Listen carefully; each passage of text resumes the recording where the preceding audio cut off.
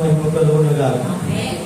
2వ కొరింథీయులకు రాసిన పత్రిక 3వ అధ్యాయము 2, 3, 4 వచనాల నుంచి దేవుడు మనతో మాట్లాడుతుండగా, వినుబుద్ధి ఆత్మ మనల్ని దేవుడు సమృద్ధిగా విడుదల చేయగాక. ఆమేన్. దేవుని స్తోత్రం. దేవుని బిడ్డలారా, దయచేసి నా వైపు చూడగలిగితే కనుక దేవుని వాక్యం మీ హృదయంలో నాటబడుటకు పరిశుద్ధాత్మ దేవుడు సిద్ధముగా ఉండగా, ఆయన వ్రాయుటకు ఇష్టపడుతుండగా స్వీకరించిన మనస్సు ప్రతి వారికి కలుగునుగాక. ఆమేన్. దేవుని స్తోత్రం.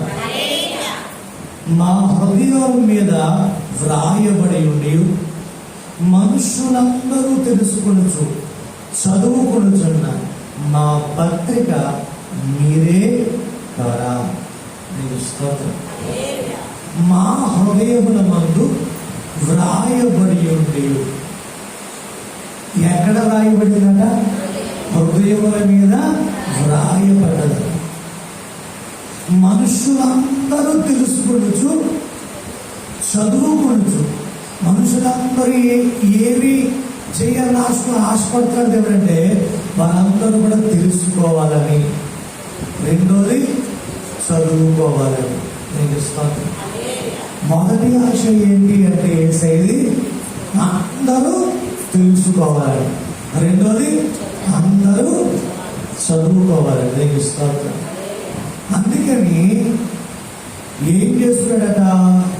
మా పత్రిక మీరే కదా. యేసయ్య పత్రిక ఎవరు? యేసయ్య గురించి సమాచారం తెలిపేది ఎవరు? యేసయ్య గురించి అర్థం అయ్యేటట్లుగా తెలియపరిచేది ఎవరు అంటే, భూమి యందు సర్వలోకానికి కూడా ఒక పత్రికగా, చదువుకునే పత్రికగా, జ్ఞానము తెలుసుకునే వారిగా దేవుడు మనలని యేసు రక్తములో కడగబడిన నిన్ను, నన్ను, భూమి మీద ఉన్న ఏ వ్యక్తి అయినా దేవుని రక్తంలో కడగబడిన వ్యక్తి అయితే వారటి ఎవరట? ఆయన చేతుల్లో ఉన్న ఒక పత్రిక. స్తోత్రం. హల్లెలూయా. మహిమ కలుగునుగా. ఆమేన్. పత్రిక అంటే పత్రిక. నిన్ను పత్రిక చేయాలని ఆశపడుతున్నాను. నీవు ఒక నిన్ను చదువుకొని నీ ద్వారా దేవుడిని తెలుసుకునే అంత పత్రికగా దేవుడు నిన్ను ఆయన ఉంచాలని ఆశపడుతున్నాడు. దేవుని స్తోత్రం. హల్లెలూయా. అక్షరార్థ సంబంధమైన మొదటి పత్రిక ఇప్పుడు ఇవ్వబడిందంటే కనుక మోషే కొండ మీద 40 పగళ్ళు 40 రాత్రులు గడుపుల ద్వారా రాతి మీద ఏం రాశాడైనా? తన ఆజ్ఞలను రాసి నిబంధన పలకలుగా, నిబంధన పత్రికగా ఆయన తన బిడ్డలకి అందించింది. తర్వాత చేతి వ్రాత ద్వారా రాయబడిన, పరిశుద్ధాత్మ ప్రేరేపణ ద్వారా రాయబడిన ఈ పరిశుద్ధ గ్రంథాన్ని మన చేతిలో పెట్టాడు. ఇప్పుడు ఇక అది కాకుండా అందరూ కూడా బైబిల్ చదువుకోలేదు కదా, అందరికీ బైబిల్ చదవాలని ఆసక్తి ఉండదు కదా, కొంతమంది బైబిల్ ద్వేషించేవారు కూడా ఉన్నారు కదా, బైబిల్ అసహించుకునేవారు కూడా ఉన్నారు కదా. అందుకని వారు తెలుసుకోవాలని, వారు చదువుకోవాలని దేవుడు నిన్ను, నన్ను ఒక పత్రికగా చేయాలని ఆయన ఆశపడుతున్నాడు. హల్లెలూయా. అంటే జనులు అందరూ నేను చూస్తున్నాడట, నేను చదువుతారట. నీ ద్వారా దేవుడిని తెలుసుకోవడానికి వారి ప్రయత్నం బాగా మొదలవుతున్నారు. గల కారణం తెలుసా? నీ బ్రతుకుని ఒక పత్రికగా పెట్టి, ఇదిగో నా వాక్యము ఒకరి హృదయంలోకి చేరడం ద్వారా, అది స్థిరపరచబడడం ద్వారా, రాతి మీద రాయబడిన ఆనాడు నిబంధన పలకల కంటే మరి శ్రేష్టముగా ఇదిగో అది ఎక్కడ రాసిన కూడా చదవండి సార్.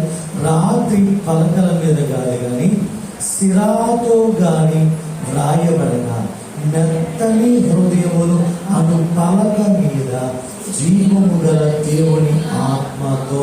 దేవుని స్తోత్రం. ఇప్పుడు ఎక్కడ రాస్తున్నాడట? మెత్తని హృదయము అను పలక మీద. దేవుని స్తోత్రం. ఇప్పుడు నిన్ను దేవుడిని ఏం కదరట? మెత్తని హృదయమును పలక. దేవుని స్తోత్రం.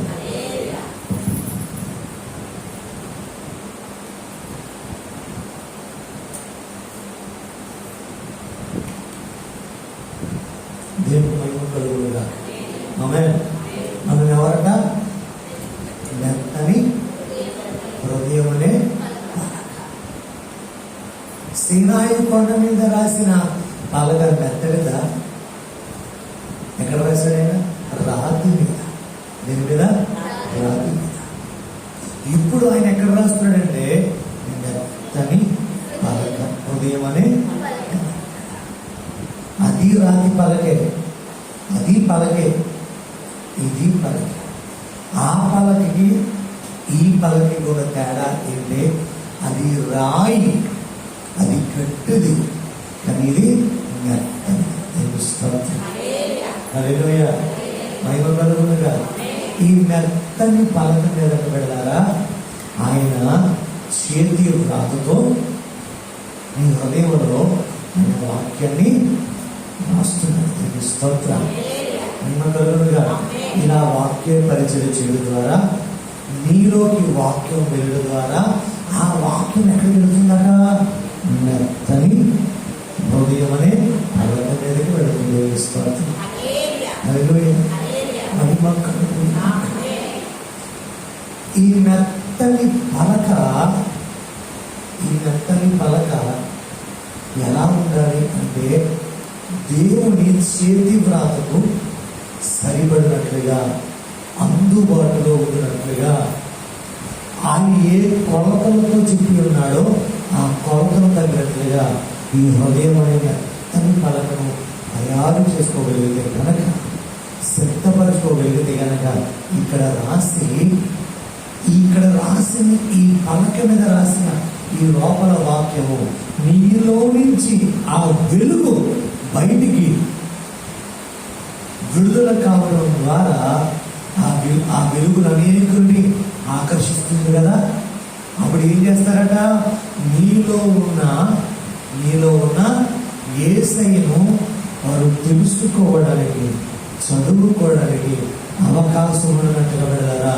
నిన్ను నన్ను ఆయన చేతులతో రాయబడిన మెత్తని పలకల వలె నన్ను ఉంచాలని ఆశపడుతున్నాడు. హల్లెలూయా. మహిమ కలుగునుగా. ఈ మెత్తని పలకల మీద అపవాది కూడా రాస్తున్నాడు. ఈ మెత్తని పలకల మీద బంధువులు కొన్ని రాస్తున్నారు. ఈ మెత్తని పలకల మీద స్నేహితులు రాస్తున్నారు, పగవారు రాస్తున్నారు, దైవజనుడు కూడా రాయడానికి ప్రయాసపడుతున్నారు. కానీ దేనికి అవకాశం ఇస్తున్నారు అంటే, మనుషులు రాస్తున్న ఆ మాట నీ హృదయం నీ మెత్తని పలక మీద రాయడం వల్ల ఆ మెత్తదనం అంతా పోయి ఎలా మార్చబడి కనుక సీనాయి కొండ మీద రాయబడిన ఆ కఠినమైన రాతి వలె మార్చబడి. ఆ రాయిలా ఉండడానికి కాదు కదా దేవుడిని సృష్టించుకుంది. ఆయన మనస్సు కలిగి ఉండడానికి నిన్ను సృష్టించుకున్నాడు. ఆదికాండం మన పోలిక చెప్పున నరులను. మరి పోలిక అంటే ఏంటి? కేవలం శరీరమా, ఆకృత, కాళ్ళు, చేతులు, ముక్కు అంతవరకైనా కాదు కదా. క్యారెక్టర్ కూడా కదా, స్వభావం కదా, మనస్సు కదా, ప్రవర్తన కదా, ఆలోచన కదా, నిర్ణయాలు కదా, క్షమించే స్వభావం కదా, అన్ని కదా. ఈ అన్ని కలిస్తేనే కదా దేవుని యొక్క పోలిక. మరి ఆ పోలిక లోకి నువ్వు రావాలని దేవుడు ప్రయాసపడుతుండే, ఆ ప్రయాస ఎంత ఎలా ఉందో దానికి సమానంగానే అపవాది కూడా ప్రయాసపడుతున్నాడు. ఎంత ఎలా ప్రయాసపడుతున్నాడు అంటే కనుక,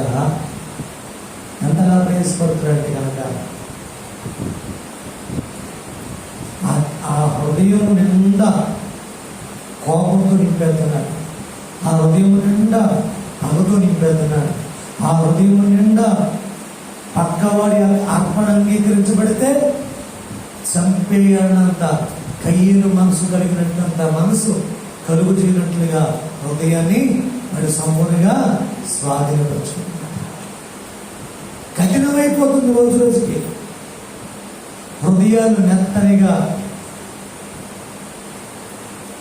ఏదైనా ఒక దేవుని మాట చేరగానే కన్నీటితో పాదముల వద్ద కడగబడి అది విడిచిపెట్టి దేవుని కృపను సంపూర్ణంగా పొందుకోవలసిన ఈ హృదయము వాక్యము చేరడానికి, స్వీకరించబడడానికి ఇది సరైన సిద్ధపాటు ఉన్నట్లయితే కానీ ఏదైనా చెడు మాట లోపలికి వస్తే అది వెంటనే స్వీకరించి దాని వృద్ధి కలుగు చేయడానికి ఇది సిద్ధంగా ఉంది. ఏ అంటారంటే కనుక దీని మీద ఎక్కువ పని ఎవరు చెప్తున్నారంటే అమ్మలు ఎక్కువ చేస్తున్నారు. ఆయన పని ఎక్కువ జరుగుతుంది దీని మీద, ఈ హృదయం అనే పలక మీద వాడి పని ఎక్కువ జరుగుతుంది. వాడు ఎక్కువ పని చేయడం వల్ల వాడి స్వభావంలోకి మనం కూడా మారిపోతుంది. మరి దేవుడి పని జరిగితే దేవుడి స్వరూపంలో మారుతుంది. బంధువుల యొక్క మనస్తత్వాల దగ్గర పని జరిగితే, అంటే ఎవరి పని మనలో జరిగితే ఆ ప్రభావం మన మీద ఉంటుందా ఉండదా? ఇప్పుడు మన మీద ఎవరి పని జరగాలి చెప్పాలి. దేవుడి పని చేయవాడు ఎవరు? కుమ్మరి తయారు చేస్తుంటే ఆ సారి మీద అలా ఉండగలిగింది కనుక నీలో ఆ రూపం ఉందని నీకు కూడా తెలియదు, చుట్టుపక్కల చూసేవాడు కూడా తెలియదు. తయారు చేసిన ఒక్క వ్యక్తికి తప్ప ఆయన మాత్రం పక్క ప్రాంతం ఉన్నాడు. ఏమని అంటే కనుక ఈ వ్యక్తిని ఈ పాత్రగా తయారు చేయాలి, ఈ పాత్రలో నేను దేవునితో నింపాలి, ఆత్మతో నింపాలి, అభిషేకంతో నింపాలి, వరములతో నింపాలి, ఫలములతో నింపాలి, స్వస్థత వరములతో నింపాలి, ప్రవచనాత్మక సంబంధ వరములతో నింపాలి, పరిశుద్ధతో నింపాలి, మాదిరిగిన బ్రతుకుతో నింపాలి. కొంతమంది తెలుసుకుని చదువుకునేట్లుగా మాదిరికరమైన బ్రతుకున్నట్లుగా నా బిడ్డని తయారు చేయాలని ఆయన ప్రయాసపడడానికి నిన్ను సారి మీద ఉంచుతుంటే నువ్వు జారిపోకూడదు. సారి మీద నుంచి ఏం చేయకూడదు, జారి. కొంచెం లేట్ అయినా నువ్వు సారి మీద ఉంటే నువ్వు తయారైపోకూడదు. తీసుకోవచ్చు. హల్లెలూయా. మహిమ కలుగునుగా. కుమ్మరి జగటమనుని అలా తొక్కుతా ఉంటాడు. తొక్కుతున్నంతసేపు కూడా మట్టికి బాధేస్తుంది కనుక ఎంతసేపు నలుగుడా ఎంత అక్కడ తొక్కాలా, నేను తట్టుకోలేకపోతున్నాను అని బాధపడే తప్పు ఉండదు. మన జీవితంలో శ్రమలు బట్టి ఎదురవుతున్న ఆ బాధను బట్టి హృదయం నలిగిపోతున్నప్పుడు కొమ్మరి మట్టిని తొక్కినట్టుగా అయ్యా అపవాది తొక్కుతున్నాడు, నీ చేత నలుగుకుంటూ పడుతున్నాడు, తెలియట్లేదు కదయ్యా, ఆ నలుగురు నాకు చాలా కష్టంగా ఉంది అని ఏడ్చే స్థితులు మన అందరికీ కూడా 100% ఉన్నాయి.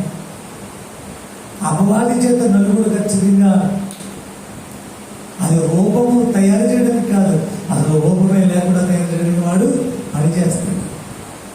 దేవుడి యొక్క పని నీ మీద ఎందుకు జరుగుతుందంటే నువ్వు ఊహించని ఒక అద్భుతమైన పనిగా నేను తయారు చేయాలని నా దేవుడు ఆశపడుతున్నాడు.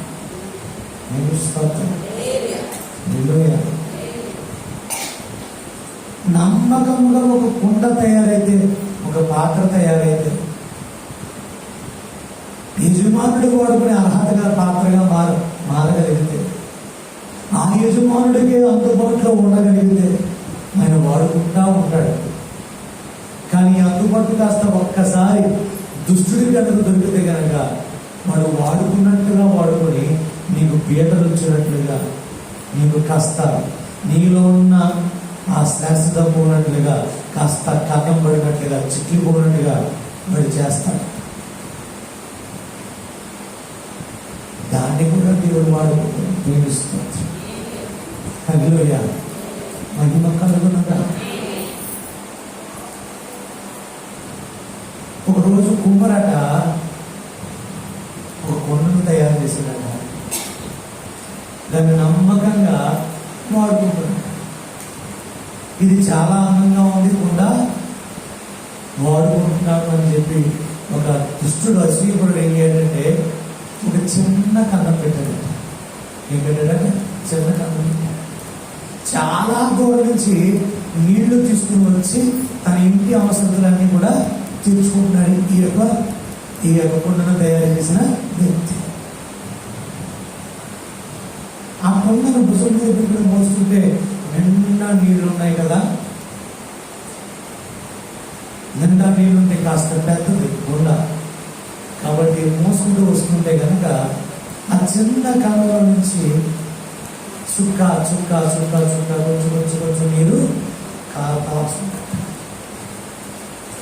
అపవాదిగా అనుకుంటున్నాడట, ఈ కొండకి కన్నం పడింది కదా, ఈ కన్నం కాస్త పెద్దదవుతుంది, త్వరలో ఖచ్చితంగా ఇది చిక్కిపోద్ది అని చెప్పి అని ఆశిస్తే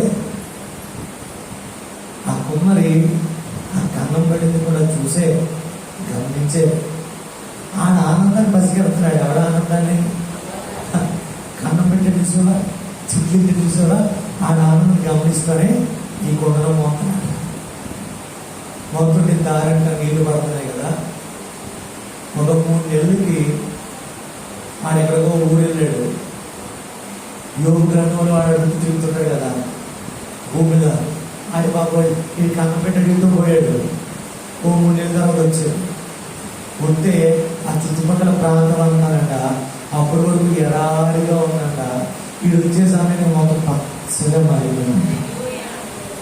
ఇదేంటి ఎలా మారిపోయింది అంటే కనుక ఏం లేదు, అది ఏదైతే కన్నం పెట్టాడో ఆ కొండను నమ్మకం మోసుకుంటూ వెళ్తున్నాడు. దాంట్లో 20 లీటర్లు ఉన్నదనుకో, ఇంటికి చేరే సమయానికి ఓ 12 లీటర్లు ఎంత వెళ్తే 5 లీటర్లు కారిపోయింది కదా. 8 లీటర్లు అంతా కూడా రోడ్డు పక్కన కారుకుంటే వెళ్ళిపోతుంటే కనుక అక్కడ ఆకాశ పక్షులు ఆ తింటున్న విత్తనాన్ని తీసుకొచ్చే దారంటే వేసేసినాయి. దానికి సరిపడా నీళ్లు ఈ కొండల నుంచి నమ్మకంగా చేరినాయట. చేరిన తర్వాత అది కాస్త ఆహారం లేకుండా ఏమి లేకుండా చేద్దామనుకుంటే కనుక ఆ చుట్టుపక్కల పెద్ద తోట తయారైపోతుంది. దేవుస్తాం ఆహ్లాదకరమైన చెట్లు తయారైపోయి, మంచి పూలు తయారైపోయి, మంచి పాదులు తయారైపోయి, అప్పటి వరకు కూడా అటు కొండ మోసుకుంటూ అలా నీరసం వచ్చేవాడు. ఇప్పుడు నమ్మకంగా ఇంకా పెద్ద కొండలు తయారు చేసేసాడు. తెలుస్తాం అప్పుడు ఒక చిన్న కొండలు వేస్తున్నాడు. ఇప్పుడు ఇంకా పెద్ద కొండలు తెచ్చుకుని మొత్తం తోట దగ్గర ఈరోజు చూసి ఆశ్చర్యపడిపోయింది. బాబు ఎలా అయిపోయింది, మన చిన్న కన్నం పెట్టారు కదా, ఆ కన్నం కాస్త పెద్దదైపోయి మొత్తం నాశనం అయిపోతే ఇంటికి ఇంకా జీవనానికి పోతుంది కదా అని చెప్పి ఆడు అనుకుంటున్నాడు. కన్నానే, ఆ వ్యక్తినే, ఆ శ్రమనే, ఆ దుఃఖాన్ని వాడుకుని ఎండిపోయిన భూముల్ని తడిపి వారి జీవితంలో ఫలం వచ్చినట్లుగా నిన్ను నన్ను వాడుకుంటాడు. నీకు స్తోత్రం. హల్లెలూయా. దేవుడి చిత్తం లేకుండా ఏదైనా వస్తే కనుక అది వేరు కాకుండా దేవుడి చిత్తానుసారంగా నీ జీవితంలో చిన్న శ్రమ అయినా పెద్దదైనా అది కనబడుతుంది, నిజమే. కానీ కాస్త లోపల నీరు వ్యర్థమవుతుంది, నిజమే. అది నీ ఇంటికే ఉపయోగపడాలి, నిజమే. కానీ నీకన్నా బీడువాల్సిన నెలలు విడిచిన భూమి కూడా ఉంది. కానీ దృష్టి నా యేసయ్య ఆ నేల మీద కూడా పెట్టి, లేదా నేను బ్రతికించడానికి నేను ఉన్నాను కదా, నేను అలా నేలను బతికించాలని చెప్పి నిన్ను వాడుకుంటున్నాడు. దేవుడి స్తోత్రం. హల్లెలూయా. ఆ కొండ ఎవరో కాదు, నువ్వు నేనే. యజమానుడికి దగ్గరగా ఉంటే బిడ్డ సాతాను గురి చూసి ఒక కుండ మీద గురి చూసి కొట్టినా భయపడిన అవసరం లేదు. గల కారణం తెలుసా? నీ చుట్టుపక్కల ఒక పచ్చని ధనం దేవుడి సిద్ధంగా తెలియజేస్తున్నాడు. హల్లెలూయా. ఆ పచ్చదనాన్ని చూసాక జనులందరూ ఏం చేస్తారట? ఇదిగో ఆ జనులందరూ అట తెలుసుకొనొచ్చు, చదువుకొనొచ్చు, మా పత్రిక స్తోత్రం. ఆ పత్రికగా మార్చబడాలనే, ఆ పత్రికగా ఉండాలనే, నీ ద్వారా చుట్టుపక్కల పచ్చదనము కలిగిందని తెలుసుకోవాలనే, నా దేవుడు కావాలనే చూసి చూడనట్టుగా ఉంటాడు కొంతకాలం. దేవుని స్తోత్రం. అది కూడా ఆయన సంకల్పమే. దేవుని స్తోత్రం. నేను కలుగును కాక ఏ కోడి విడిచిపెట్టదో అని పిల్లల్ని, రక్త మాంసాల్లో ఉన్న తల్లి విడిచిపెట్టదో, ఈ పంతంటే విడిచిపెట్టేస్తాడా? ఈ తండ్రి విడిచిపెట్టేస్తాడా? ఈ తండ్రిని విడిచిపెట్టాను ఉండగలుగుతాడా? ఆయన ఉండాలికే కదా. దూతల యొక్క ఆరాధన కూడా పక్కన పెట్టి నా బిడ్డల దగ్గరికి వెళ్ళిపోవాలని చెప్పి వచ్చేసి ఆయన వీళ్ళు ఎలా ఉండకూడదు, మరలా కోల్పోయిన కృపను రావాలి, మరలా అభిషేకం పొందుకోవాలి, ఆత్మను పొందుకోవాలి, మహిమ వస్త్రం పొందుకోవాలి. మొదట వారికి ఏ కణులు ఉన్నాయో ఆ కణులు విడుదలవ్వాలని చెప్పి అపవాది టార్గెట్ ఒకటైతే కనుక దేవుడు తానే వాడుకొని తన యొక్క సంకల్పాన్ని మొదలెడుతున్నాడు. అపవాది ఒక్క బాణం వెళ్తుండే ఆ బాణాన్ని దేవుడు నిజంగా తయారు చేస్తాడు. హల్లెలూయా. అపవాది ఒక్కొక్క రాయి ఎత్తుండే కనుక ఆ రాయిని ఉపయోగించుకునే దేవుడు పునాది కడుతున్నాడు. హల్లెలూయా. చేయని దేవుడు అపవాది ఎదురు చేయని దాన్నే వాడుకొని నేను ఒక మంచి దేవాలయంగా, మంచి ఉపకరణంగా, నీ ద్వారా చుట్టుపక్కల నిండిపోయిన భూమిని పచ్చదనంగా తయారు చేసే రీతిగా నిన్ను వాడుకోవడానికి నా దేవుడు సమర్థుడు. స్తోత్రం. ఆయన సమర్థత మీద కనుక నీకు నమ్మకం తగ్గితే నేనేం చేయలేనే, కానీ ఆయన సమర్థత మీద కనుక నీకు నమ్మకం పరిపూర్ణ ఉంటే ఎంత విశ్వాన్ని, ఎంత భూమిని కేవలం సృష్టించింది నీ కోసం, నా కోసం. ఈ భూమిని సృష్టించింది, సూర్యుని సృష్టించింది, చంద్రుని సృష్టించింది, గాలిని సిద్ధం చేసింది, బంగారం దాచింది, వెండిని దాచింది, విలువైన సంపదను దాచింది. అన్ని నువ్వు జన్మించక మునిపే నీకు ఏం అవసరమో ఎదిగిన వాడు అన్ని ఇక్కడ దాచిపెట్టి నీ సిద్ధం చేశాడు. నీవు భౌతికంగా వాడబడతాయని ఎంత సిద్ధం చేస్తున్నాడు. మరలా నువ్వు ఆయన వద్దకు వచ్చేస్తానయ్యా, నేను మరలా నీ సన్నిధికి వచ్చేస్తానయ్యా, నేను ఇక్కడ ఉండలేదయ్యా, నీ శివునికి చేరిపోతానైనా అని పిచ్చి పెట్టినట్టుగా ఆరాధన చేసి గొప్ప సంపాదించుకుంటే కనుక నీ పట్ల ఎంత బాధ్యత తీసుకుంటాడంటావు. స్తోత్రం. హల్లెలూయా. మనుషులు విడిచిపెట్టవచ్చు కానీ, బంధువులు విడిచిపెట్టవచ్చు కానీ, నా దేవుడు ఎప్పుడు కూడా ఎవరిని కూడా విడిచిపెట్టాలి. నా దేవుడు నమ్మకస్తుడు. నిన్నే ఒక పత్రికగా దేవుడు తయారు చేస్తున్నాడు. మన ఎదురున్న శ్రేష్టమైన పరిస్థితులు చూడగలిగితే కనుక అబ్రహాముకు పత్రిక కదా. నువ్వు అబ్రహాము విశ్వాసాన్ని బట్టి నువ్వు తెలుసుకుంటున్నావంటే, అబ్రహాముని జీవితాన్ని చూసి తెలుసుకుంటున్నావంటే అబ్రహాము పత్రిక వాడబట్టడం వల్లే కదా. చదువుకున్నప్పుడు అబ్రహాము దేవునికి ఆతిథ్యం చేశాడా, అబ్రహాము దేవునికి స్నేహితుడా, అబ్రహాము ఇంటికి దేవుడు వచ్చిందా, ఇవన్నీ చదువుతుంటే కనుక నాకేం జరుగుతుంది? ఆయనకి కూడా రావాలయ్యా, నేను కూడా అది జీవితానయ్యా ఆశిస్తుంది కదా. అయ్యా అబ్రహాంతో స్నేహితుడుగా ఉన్నావు కదా, నాతో కూడా స్నేహం చేయ్యా, నన్ను కూడా దాటిపోకయ్యా అని చెప్పి ఎడుతాను కదా. అంటే ఎదురు వారి జీవితాలు ఒక పత్రికగా మార్చడం వల్ల ఆ పత్రికలన్నీ మనం చదవడం ద్వారా నన్ను కూడా ఒక పత్రికగా సంఘాన్ని హింసిస్తున్న పౌలు తన ఒక పత్రికగా మార్చబడ్డాడు. సంఘాన్ని క్రమపరిచే పత్రికగా సమిషన్ పొందుతున్నాడు. తన ఒక పత్రికగా మార్చబడ్డాడు. తనను చూసి తెలుసుకోవడానికి, తనను చూసి చదువుకోవడానికి తనే ఒక పత్రికగా మార్చబడ్డాడు. అనేక సంఘాన్ని క్రమపరచడానికి కొన్ని పత్రికలు రాయడానికి కూడా ఆ సామర్థ్యాన్ని సంపాదించుకున్నాడు.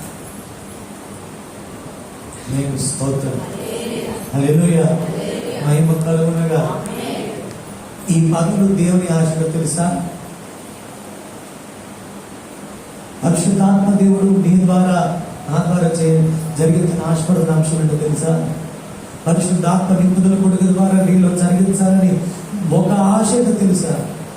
ఆత్మ నింపుదల ద్వారా నువ్వు ఆత్మను పొందుకోవడం ద్వారా ఆయన వాక్యమును నీలో పెట్టి నేను ఒక పత్రికగా తయారు చేసి సమాజంలో నిన్ను నిలబెట్టి ఈ బిడ్డ నా వాక్యానికి సాదృశ్యం, ఈ వ్యక్తి నా జీవన శైలికి సాదృశ్యం నిన్ను పెట్టి అనేకులు నిన్ను చూసగా యూదులు చెక్కు పట్టుకొని 10 మంది వచ్చినట్లుగా నిన్ను చూసి అనేకులు వచ్చినట్లుగా నిన్ను పత్రికగా చేయాలని నా ఆశ, నా తండ్రి ఆశ.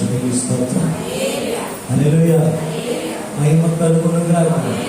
దేవుడి ఆత్మతో మా పరిచర్య మూలముగా వ్రాయబడిన క్రీస్తు పత్రికై ఉన్నారని మీరు తేటపరచబడుచున్నారు. దేవుని స్తోత్రం.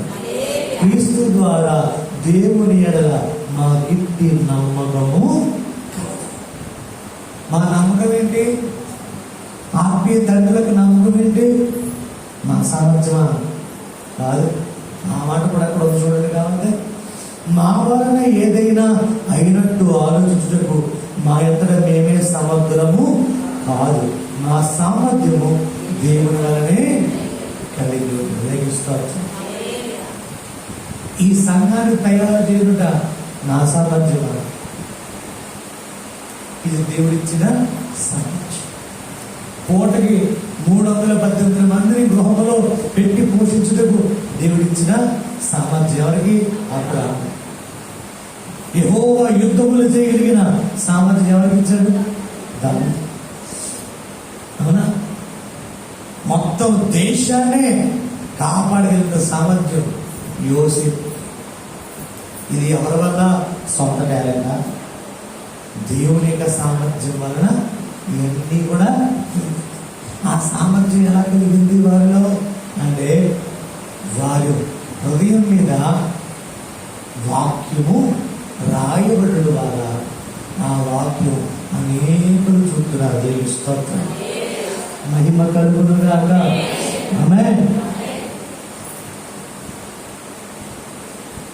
పత్రికగా మిమ్మల్ని ఉంచాలని ఆశపడుతున్నాడు. పత్రికగా మిమ్మల్ని ఉంచాలని ఆశపడుతున్నాడు. మరి నీకు కూడా ఆయన ఆశది. మరి నీ ఆశ ఏంటి? ఆయన ఆశది. నీ ఆశ ఏంటి? యేసు నామములో నిద్రపోతూ ఆత్మగా. ఆమేన్. హల్లెలూయా.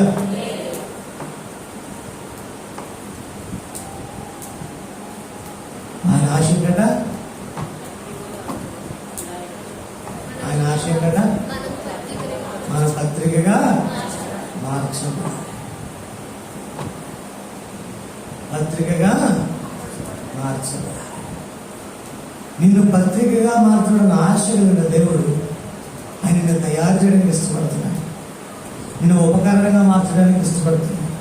మరి మార్చబడానికి ఇష్టపడుతుంటే కనుక ఇప్పుడు ఎక్కడ ఉండాలి అంటే కనుక కుమ్మరి యొక్క భుజముల మీద ఉంటే, కుమ్మరి చేతిలో ఉంటే ఖచ్చితంగా ఆయన చేతిలో ఉంటే ఏమవుతుంది? నిన్ను ఒక పాత్రగా తయారు చేయబడుతుంది. ఆయన భుజముల మీద ఉంటే ఏం చేయబడుతుంది? ఎడారిని పచ్చదనంగా మారేది గొప్ప విడుదలవుతుంది. స్తోత్రం. హల్లెలూయా. యజమానుడి చేతిలో ఎక్కడున్న ఆశీర్వాదం పెట్టాలి. స్తోత్రం. చేతుల్లో ఉన్న భుజముల మీద ఉన్న ఎక్కడ ఉన్నా నీకు ఆశీర్వాదం. స్తోత్రం. కానీ మనం ఎక్కడ ఉండకూడదు? అటు ఇటు తిరుగులాడుతున్న వ్యక్తిగా. కానీ దేవుడి సముఖానికి వస్తున్న బిడ్డలారా, దేవుడికి సముఖానికి వస్తున్న బిడ్డలారా, మీరు ఆశతో రావాలి. ఇక్కడికి ఎలా రావాలి? ఆశ గల ప్రాణము చెప్పాలి. ఆశ గల ప్రాణము దేవుడు మన ఆశ ఇక్కడికి వస్తున్నప్పుడు నాలో దేవుని స్వభావం కనిపించాలని ఎప్పుడైనా ఒక్కసారి ఆశపడ్డావా? నేను ప్రార్థన చేస్తే కనుక మెల్లిమెల్లిగా దైవజనులు తగినట్లుగా, పరిశుద్ధులు చేసిన ప్రార్థన తగినట్లుగా, మిషనరీలు చేసిన ప్రార్థన తగినట్లుగా, తర్వాత శిఖరాస్త్ర అగ్రస్థానమైన యేసయ్య గెత్సెమనే తోటలో చేసిన ఆ ప్రార్థన స్థాయికి తగినట్లుగా ఒక్కొక్క మెట్టు ఎక్కాలి అన్న ఆశ ఎప్పుడైనా కలిగిందా? ప్రార్థనలో స్థాయి పెరగాలని కలిగిందా? వాక్య ధ్యానం ఒక్కొక్క మెట్టు ఎక్కాలి. అక్కడ నామంతా చదివాం, బాగానే ఉంది. చదివాం కానీ ఒక ప్రత్యక్షత పొందుకొని ఆశ కలిగి అర్థం అవ్వాలని చదివి మొదట బైబిల్ అర్థం అవ్వాలని చదువుతాం. రెండోది కాస్త నా కుటుంబానికి ఏదైనా క్రమపరచుకోవడానికి అర్థమయ్యే జ్ఞానం దయచే వారి చదువుతారు. మరి మూడోది నిన్ను దేవుని దగ్గరగంట తీసుకెళ్ళడానికి, అయ్యా ఈ వాక్యం చదువుతుండగా నాకు బలమైన ప్రత్యక్షత దయచే ప్రభువా అని ప్రత్యక్షత కొరకు ఎప్పుడైనా వాక్యం నుంచి చదువుకున్నావా? అంటే మనసు ఎలా ఉండాలి? దేవునికి అంతకంతకు దగ్గర. ఎప్పుడైతే దగ్గర అయిపోతావో ఆయన గుండె చప్పుడు వినబడుతుంది. తెలుస్తుంది మహిమ కలుగునుగా. ఆమేన్. హల్లెలూయా. ఇప్పుడు దూరంలో నాకు ఉన్నాడు దర్శనంతో. ఆ బిడ్డకి నా గుండె చప్పుడు వినబడుతుందా? ఎక్కడ పోతే వినబడుతుంది? అదే పక్కన వినబడుతుందా? తన చెవి ఎక్కడికి చేరాలి? నా హృదయం దగ్గరికి చేరితే అప్పుడు శబ్దం. అంటే హృదయంలో ఉన్న శబ్దం నీ చెవుల్లోకి రావాలంటే నువ్వు ఎంత దగ్గరికి రావాలి? దేవుని గుండెల వద్ద వెళ్ళిపోవాలి. తెలుస్తుంది అంటే గాలి కూడా స్వరపడిని అంత సఖ్యత ఉండాలి. అప్పుడు వినపడుతుంది. హృదయంలో ఉన్న చప్పుడు వినపడుతుంది. దేవుని అలా ఎన్నవాడు ఎవరో? దావీదునా? మరో ఏసావుడు హృదయానుసారుడు. ఎందుకు హృదయానుసారుడు? ఇది నేను కోరిన స్థలం, ఇక మీద ఇక్కడ నివాసం చేస్తానన్నాడు కదా. కనుక ఏసే ఆశపడ్డాడు ఈ స్థలంలో ఒక మంచి మందిరం కడితే నేను అక్కడికి వెళ్ళి నా బిడ్డలతో ఉంటాను ఆయన అనుకున్నాడు. నేను చెప్పలేదు కానీ దానికి పట్టేయడు. నవరాజా పట్టేసి మొత్తం పేపర్స్ యుద్ధాలు చేసి దేవుని కొరకు ప్రతిష్ఠించేసి అద్భుతంగా కట్టితే కనుక అప్పుడు అంటున్నాడు, ఇది నేను కోరిన స్థలం, ఇక మీద నేను ఇక్కడే నివాసం. అంటే దేవుడికి నివసించేంత నివాసం కట్టేసి జరిగిస్తాం. మహాకాశాలు పట్టని దేవుడికి ఆయన ఆశపడుతున్నాడు. ఇక్కడ కాదు, నాకు తన దగ్గరికి వెళ్ళిపోవాలి. మరి నేను ఎక్కడ కూడా అక్కడ ఉండలేను కదా. నేను నివసించు స్థలం ఎలా ఉండాలి? అలాంటి స్థలాన్ని కనుక ఆ భూమి మీద సిద్ధపరిస్తే నేను అక్కడికి వెళ్ళి ఉండిపోతాను. ఆయన అనుకున్నాడు. ఇది కనిపెట్టేసి ఎవరు కనిపెట్టాడు? దాని దగ్గర పెట్టాడు. కనిపెట్టి మొత్తం సిద్ధపరిచాడు. మనమైతే కనుక ఎలా అమ్మాయికి కట్టుకున్నాం దేవుని స్తోత్రం. మరి దావీదు మహారాజు కట్టిన మందిరాలుగా బంగారం లోపల బయట మొత్తం బంగారం పూసిపడి ఏంటంటే దేవుని స్తోత్రం. ఎక్కడ చూసినా బంగారమే. వీళ్ళకి కారణం ఏంటి? ఆ బంగారం దేవుని సాదృశ్యం పరిశుద్ధత కదా. అంటే నివసిస్తున్న ఆ చుట్టుపక్కల ప్రాంతం ఎలా ఉండాలన్నా పరిశుద్ధంగా ఉండాలి. అందుకే మందిరం అంతా నేను తెచ్చాడు బంగారం తెచ్చాడు. దాని కారణం ఏంటి అంటే నేను నివసిస్తున్న ప్రాంతం నా చుట్టుపక్కల అంతా కూడా ఎలా ఉండాలి? పరిశుద్ధంగా ఉండాలి. అందుకని బంగారంతో దేవుడు కట్టించడం దావీదు హృదయాన్ని రేపి ఉన్నాడు. దేవుని స్తోత్రం. హల్లెలూయా. ఇప్పుడు అక్కడ దావీదు బంగారంతో కట్టాడు. ఇప్పుడు మనం కూడా కట్టుకోవాలి. మొదటి కొరింథీయులు ఉంటుంది కదా, గలగలరాలు బంగారం వెండి అలా. ఇప్పుడు అలా కట్టుకుంటే ఇప్పుడు ఏం చేశాడట? అక్కడ నివసించిన దేవుడు ఇప్పుడు ఎక్కడికి వచ్చేసాడు? హల్లెలూయా, మహిమ కలుగునుగా. ఇప్పుడు నీ హృదయంలోకి రావాలంటే మొదట జరగవలసిందట, నీ హృదయంలో ఆ మెత్తటి హృదయంగా తయారైతే దాని మీద రాయవలసినవి కొన్ని ఉన్నాయి, కొన్ని రాయవలసినవి ఉన్నాయి. దేవుని స్తోత్రం. హల్లెలూయా, మహిమ కలుగునుగాక. ఆమేన్. జనులందరూ ఆకర్షించబడాలి అంటే, నీ వైపు ఆకర్షించబడాలంటే నువ్వు ఎంత పెద్దోడవైనా ఎంత చిన్నోడవైనా నేను చూసి చదువుకోవాలి అంటే, నేను చూసి తెలుసుకోవాలి అంటే, నీలో ఈ లోక సంబంధం ఎంత మంచితనం ఉన్నా వాళ్ళు చదవలేరు, వాళ్ళు తెలుసుకోవాల్సింది కూడా ఉండదు. వాళ్ళు చదువుకోవాల్సింది తెలుసుకోవాల్సింది ఏదైనా ఉంటే క్రీస్తుని గురించే కదా. ఆ క్రీస్తు లక్షణాలు నీలో ఉంటే ఇప్పుడు ఎవరు ఉన్నట్టు? నీలో యేసయ్య. అంటే ఇప్పుడు నీలో ఎవరు కనబడుతున్నట్టు? యేసు కనబడుతున్నాడు. అంటే అప్పుడు నిన్ను చూస్తున్నప్పుడు అది ఎవరు చూస్తున్నట్టు? దేవుడు చూస్తున్నాడు. అంటే వాళ్ళు ఎవరు చదువుతున్నారు? యేసుని చదువుతున్నారు. ఎవరు తెలుసుకుంటున్నారు? యేసుని తెలుసుకుంటారు. అంటే ఎదుటి వ్యక్తి యేసుని తెలుసుకోవాలంటే ఆ యేసు ఎక్కడికి రావాలి? చెప్పాలి. నాలోకి రావాలని చెప్పచ్చు కదా. స్తోత్రం. ఆ దమ్ము కూడా లేకపోతే ఇంకెందుకు దరిద్రం? హల్లెలూయా. హృదయంలో రావాలను తప్ప అది ఎవరి హృదయం మరి తెలియాలి కదా. నా హృదయంలోకి రావాలని చెప్పచ్చు కదా. హృదయం అంటే ప్రపంచంలో ఉన్న ప్రతి వారిది హృదయమే కదా. మరి హృదయంలో రమ్మంటే ఎవరి దగ్గర రమ్మంటారు? నా హృదయంలో వస్తే నా యేసయ్య అంటే మీకు ఆశ లేదన్నమాట. దేవుడిస్తారు. హల్లెలూయా. ఆశ ఉన్నవాడు ఏం చెప్తాడు? నా హృదయంలో వస్తే యేసయ్య కనపడతాడయ్యా అని చెప్తాడు. మీరేం చెప్తున్నారు? హృదయంలో ఉంటారు అంటే పక్కవాడి దగ్గరకు వస్తే చూద్దామన్నా మారు మనసు వచ్చిన కాదు. హల్లెలూయా, మహిమ కలుగునుగా. ఇప్పుడు ఎక్కడికి రావాలి? చేసే మనలోకి వాక్యం విడిది ఎక్కడ రావాలి? మరి వాక్యం ఎక్కడ ఉంటుంది?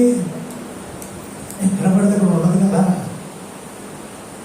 ఆ వాక్యం ఉండాలంటే బిడ్డ ఒక మనసు తయారు చేయబడాలి. ఏం తయారు చేయబడాలి? మనసు తయారు చేయబడాలి. వాక్యం ఎక్కడ పడితే అక్కడ ఉండదండి. వాక్యమైన దేవుడు అది ఎక్కడ పడితే అక్కడ నివసించే దేవుడు కాదు.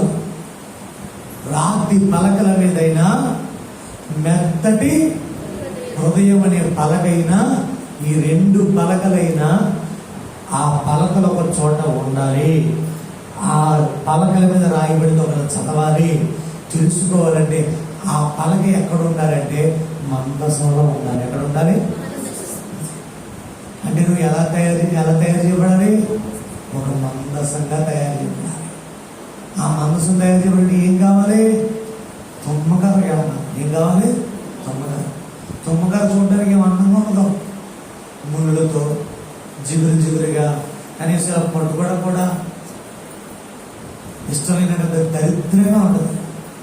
అసలు భూమి మీద దీని విలువ లేని కర్ర ఏదైనా ఉందంటే కనుక కేవలం తుమ్మకర మాత్రమే. దాని మీద దృష్టి పెట్టాడు. ప్రేమిస్తుంది.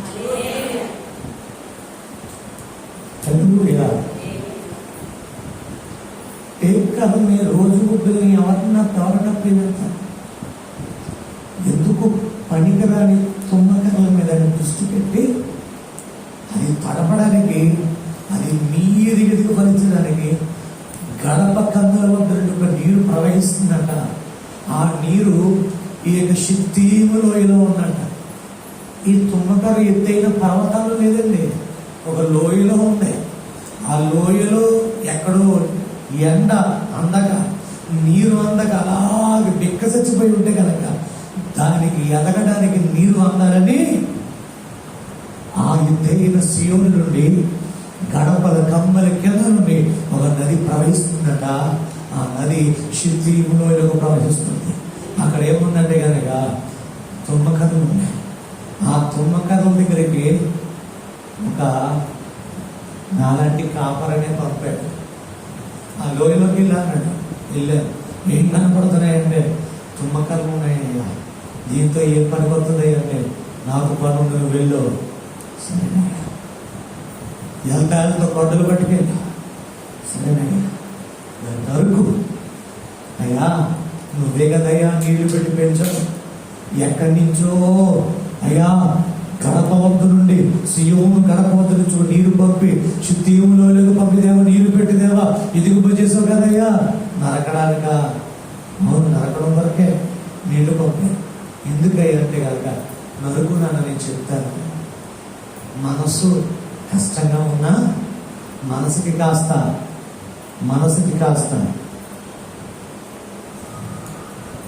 అభ్యంతరంగా ఉన్నా కావాలని ఏం చేస్తాడట? నరుగుతాడు.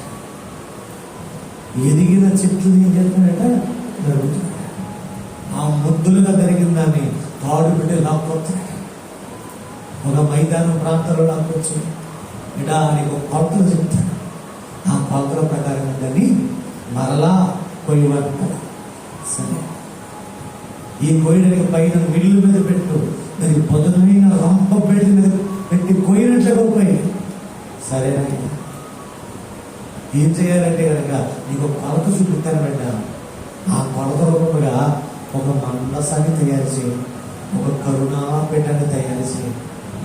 ఇరుపక్కల ఉండడానికి బంగారంతో 2 కెరూబులు తయారు చేయి. అది మోయడానికి సరిపడా మోతకరలు కూడా తయారు చేయి. నేను చూపిస్తున్న మందసాన్ని బాగా ఏదంటే నమ్మకంగా ఆ కర్రను వాడి చక్కగా నమ్మకంగా మందసాన్ని తయారు చేస్తాడు. ఇప్పుడు అంటున్నాడు బిడ్డ, ఆ మందసం అలాగుంటే నేను రాలేనురా, ఆ స్వభావం కనపడకూడదురా, ఆ తుమ్మకరిక స్వభావం కనపడకూడదురా.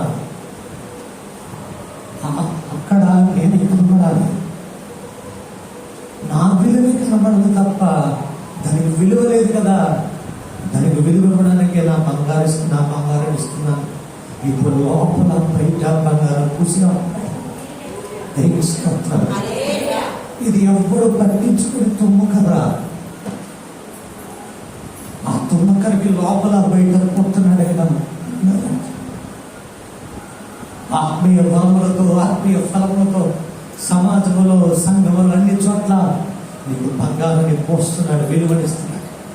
ఈ విలువిస్తున్న దేవుడు ఏం చేస్తాడు తెలుసా? నీకు నీ మీద కరుణాపీఠముగా నిన్ను ఆయన నుంచి కెరూబులను ఆయన అలా వచ్చి అక్కడకొచ్చి అప్పుడట లోపలికి ఏం చేయబడుతుందట? నిబంధన పలకలు, మెత్తని పలక మీద రాయబడిన ఆ పలకలు వచ్చి ఈ మందసములోకి వచ్చి ప్రతిష్ఠించబడతాయట.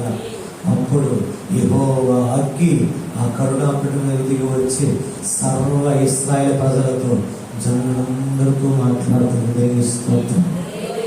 హల్లెలూయా. మహిమ కలుగును. ఆమేన్. మీకు ఇక్కడ 2 చూపించాను. ఒకటి యజమానుడి చేతిలో ఉన్న పురమట్టి కొండ, 2 శుద్ధీము లోయలో ఉన్న ఒక తుమ్మకర్ర. ఏదైనా యజమానుడిదే, ఏదైనా తయారు చేసుకునేది ఆయనే. తయారు చేసుకున్న తర్వాత నిన్నెవరు కూడా ముట్టుకోనంత ఉన్నతమైన స్థాయికి దేవుడు నిన్ను లేవనెత్తుతాడు. దేవుని స్తోత్రం. హల్లెలూయా.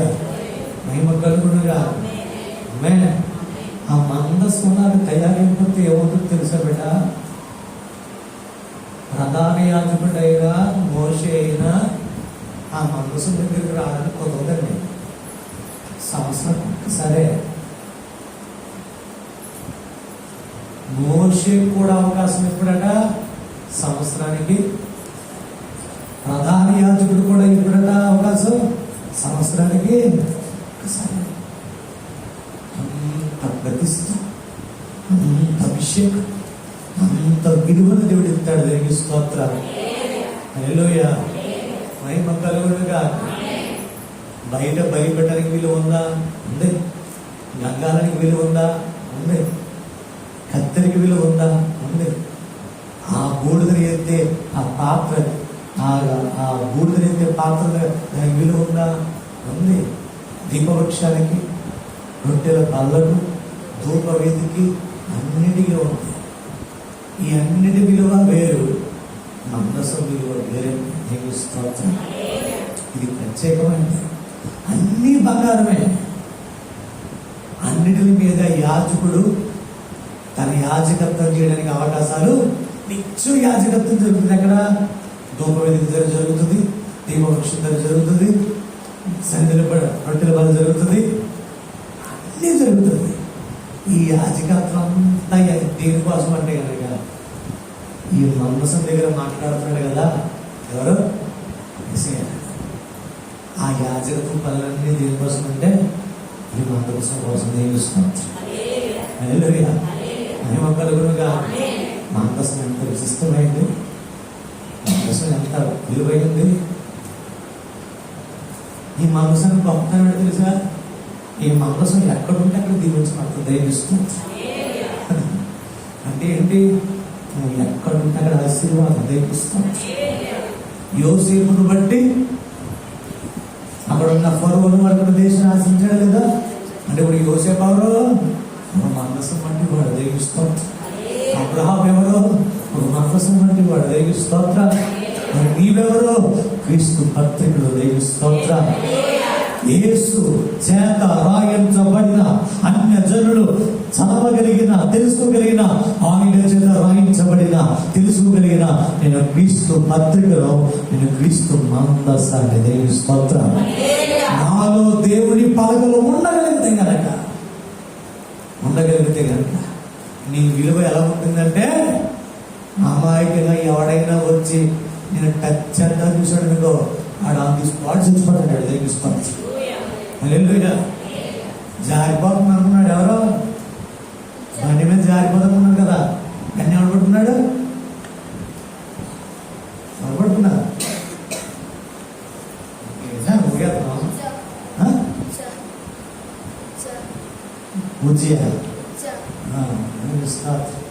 ఇంకా నోరు బాగా తిరుగుగా. హల్లెలూయా. స్తోత్రం. ఆ మనసు జారిపోతుందంటే చేయి అలా ఆనించాడట. వెంటనే చనిపోయాడు. మరొకడు ఆ మనసు అక్కడ ఎక్కాడట. 3 నెలలకి దేవచ్చు పరిస్థితిని మారిపోయింది. దేవుని అనుమతి లేకుండా ఎవడైనా మీరు టచ్ చేస్తే ఆడి జీవితం యేసు రక్తమే చేయి. ఆన్ ది స్పాట్ మరణం వాడికి పరిచయం అవుతుంది. ఒకవేళ దేవుని చిత్తంలో నువ్వు ఎవరి గృహంలో ఉన్నా, ఏ అద్దీంట్లో ఉన్నా, ఏ చుట్టుపక్కల ఉన్నా, నువ్వు ద్వారా అనేకులు దేవుని వాడతారు. స్తోత్రం. మహిమ కలుగునుగా. ఆమేన్. హల్లెలూయా. స్తోత్రం. ఒక్కొక్క దైవజనులకు ఒక మందసంగా, ఒక్కొక్క బిడ్డలకు మందసంగా క్రీస్తు పత్రికగా నిన్ను తయారు చేయడం ఆశపడుతున్నాడు. స్తోత్రం. నువ్వు ఎలా ఉండాలట? ఎలా ఉండాలట? మందసం అని క్రీస్తు పత్రికల వారే ఉండాలి. స్తోత్రం. హల్లెలూయా. నిన్ను చూసిన వారు ఎవరిని చూడాలి? చెప్పాలి. ఎవరిని చూడాలి? యేసయ్యని. యేసయ్యని చూడగలిగితే కనుక కృపచ్చితంగా విడుదల. ఈ భాగ్యం మనందరికి సమృద్ధిగా కలుగునుగాక. స్తోత్రం. ఎంత సామర్థ్యము దీని వల్ల అంటే మన వ్యక్తిగత భక్తి జీవితం ఏమీ కాదు. అంతా కుమ్మరి స్తోత్రం. పైన తయారీ అక్కడ స్తోత్రం. మనం చేయవలసిన మనంతా ఒకటే, ఏం లేదు. ఆ సారి మీద ఉంటే, ఆ భుజం మీద ఉంటే, ఆయన చేతిలో ఉంటే ఆయన పని మొదలెడతాడు. స్తోత్రం. హల్లెలూయా. మహిమ కలుగునుగా. మరి శ్రేష్టమైన పని 35వ తరగతి మొదలు పెట్టబోతున్నాడు. స్తోత్రం. హల్లెలూయా. కృప గల దేవుడి కార్యం జరుగునుగా. దేవుడు తన హృదయంలో దాచబడిన యేసయ్య పత్రికలుగా పరిశుద్ధాత్మ నింపుల కూడిక ద్వారా మనలో దేవుడు మనందరినీ దేవుడు కనిపించునుగాక. ఆమేన్. తలలో ఉంచుకుందాం, ప్రార్థన చేసుకున్నాం. తలలో ఉంచుకున్నాము, ప్రార్థన చేసుకున్నాము.